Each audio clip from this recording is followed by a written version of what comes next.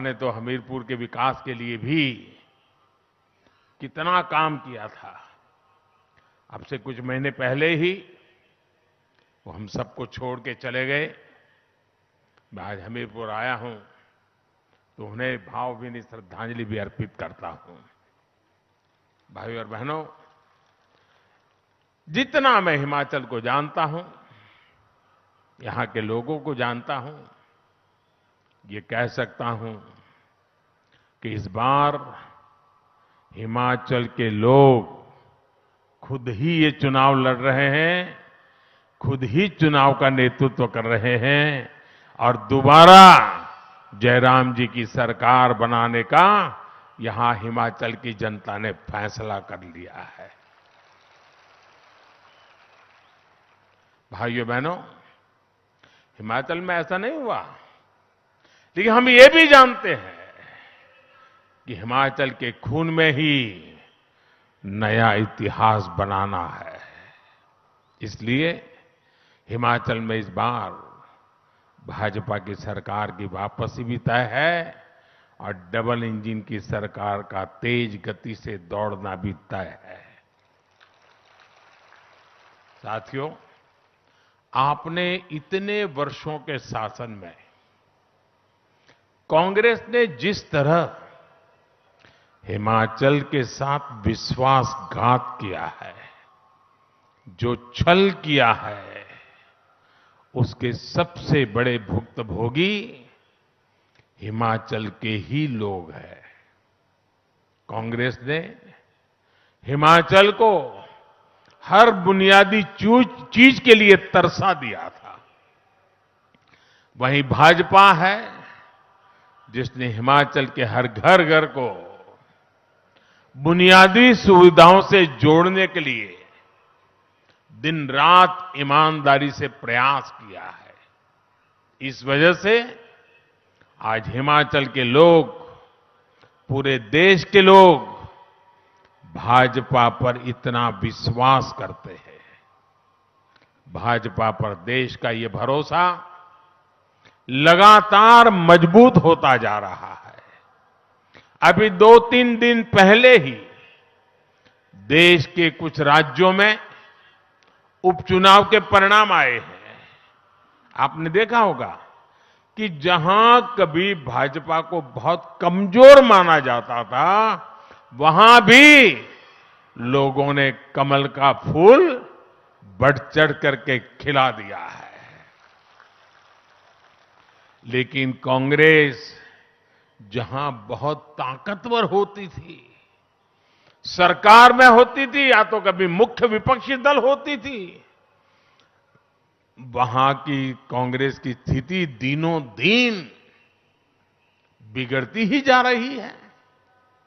जो क्षेत्र कभी कांग्रेस का गढ़ माने जाते थे, वहां से कांग्रेस का पूरी तरह से सफाया हो गया है। ओडिशा जितना बड़ा राज्य, कांग्रेस गायब। तेलंगाना, कांग्रेस साफ। यूपी, बिहार ने तो बहुत पहले ही कांग्रेस को विदा कर दी है। इसकी वजह है कांग्रेस द्वारा खुद को ईश्वर रूपी जनता जनार्दन से भी वो अपने आप को बड़े शहंशाह मानते हैं, बड़े मानते हैं। उसी का ये नतीजा है कि जनता लगातार उनको सजा दे रही है। और आज हिमाचल के लोग भी कांग्रेस को भली भांति समझ चुके हैं, जान चुके हैं। कांग्रेस को लगता है कि हिमाचल हमेशा 5 साल उसके, 5 साल मेरे वाले फॉर्मूले पर ही चलेगा। 5 साल मैं मौज करूं, 5 साल तुम करो, फिर मैं 5 साल के बाद आ जाऊंगा। यही फॉर्मूला लेकर के चले। और इसलिए कांग्रेस के नेता हिमाचल के लोगों की कोई परवाह नहीं करते। कांग्रेस के लोगों को लगता है कि कोई काम नहीं करेंगे तो भी 5 साल के बाद तो लोग लाने ही वाले हैं, वापस आ ही जाएंगे। आप मुझे बताइए साथियों, कांग्रेस यहां पिछले 5 साल से विपक्ष की भूमिका में है, लेकिन इस दौरान दिल्ली से कांग्रेस के ऑल इंडिया लीडर लोकसभा चुनाव के प्रचार को छोड़ करके क्या कभी आपका हाल पूछने के लिए आए थे क्या? कभी आए थे क्या? कभी आपका हाल जानने के लिए आए थे? कभी कोई मुसीबत आई तो वो आपके पास आए थे? भाइयों बहनों, जरा 5 साल का हिसाब निकालिए। लोकसभा में, राज्यसभा में हिमाचल से जुड़े कोई विषय आए हो, हिमाचल के लिए आवाज उठाई हो किसी कांग्रेसी ने, ऐसी कोई घटना आपने सुनी है क्या? भाइयों बहनों, आपकी चिंता इनको 5 वर्षों तक इसलिए नहीं आई क्योंकि इनको भरोसा था कि हिमाचल तो 5 साल के बाद कुर्सी दे ही देता है, मेहनत करने की क्या जरूरत है, लोगों की परवाह करने की क्या जरूरत है, रिवाज है, काम हो जाएगा। भाइयों बहनों, जो विपक्ष तक का काम जिम्मेवारी नहीं सिर्फ निभा सकते, विपक्ष के नाते आपके सवालों को लेकर के जो हिलते भी नहीं है, वे सरकार में आने के बाद आपके लिए क्या करेंगे? भाइयों, ऐसे लोगों पे भरोसा कर सकते हैं क्या? इसलिए अब हिमाचल के लोगों ने भी ठान लिया है कि अब तो कांग्रेस को हिमाचल से बिस्तरा बोरिया उठा करके निकालना ही पड़ेगा। और इसलिए हमारे भाइयों बहनों, आज ये देवभूमि पुकार रही है, आज ये देवभूमि कह रही है भाजपा को फिर वापस लाएंगे, हर बूथ पर कमल खिलाएंगे। भाई और बहनों, आज आपसे बात करते हुए मैं इस क्षेत्र की वीर माताओं के योगदान को भी नमन करता हूं। यहां से तो हमारे उम्मीदवार खुद ही फौजी हैं, उन्होंने राष्ट्र रक्षा के लिए पूरा जीवन समर्पित कर दिया। और मुझे अच्छा लगा कि मैं अभी आया हेलीकॉप्टर से यहां, तो मुझे वीर जवानों के साथ नमस्ते करने का मौका मिल गया और बहुत बड़ी तादाद में मेरे फौजी भाई बहनों को देख करके, क्योंकि मैं तो हर दिवाली उनके बीच मनाता हूं। भाइयों बहनों, ये वीर संतानों को जन्म देने वाली वीर माताओं का कद तो शायद ही कोई चुका सकता है, लेकिन सेवा का अवसर जब जब मिला, भाजपा ने कोई कसर नहीं छोड़ी है।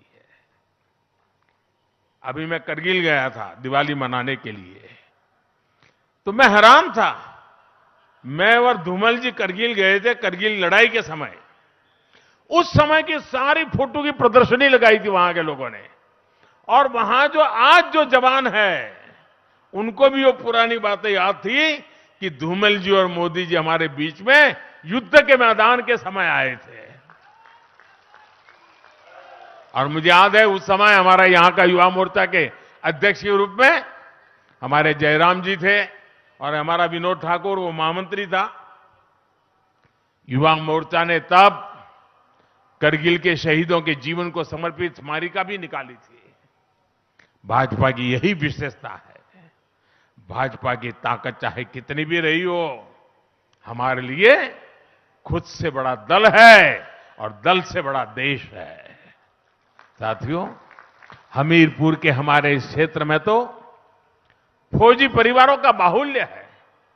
हमारे ये परिवार बहुत करीब से जानते हैं कि कांग्रेस का इतिहास किस तरह बड़ी बड़ी बातों और झूठी गारंटियों का रहा है। यही कांग्रेस है जिसके राज में हमारे फौजियों के पास पर्याप्त बुलेट प्रूफ जैकेट भी नहीं हुआ करते थे। यही कांग्रेस है जिसके राज में हमारे फौजियों के पास बर्फ में इस्तेमाल होने वाले अच्छे जूते तक नहीं थे। यही कांग्रेस है जिसके राज में बॉर्डर पर सड़कें नहीं बनाई जाती थी, बॉर्डर पर बसे गांवों को मूल सुविधाओं से वंचित रखा जाता था।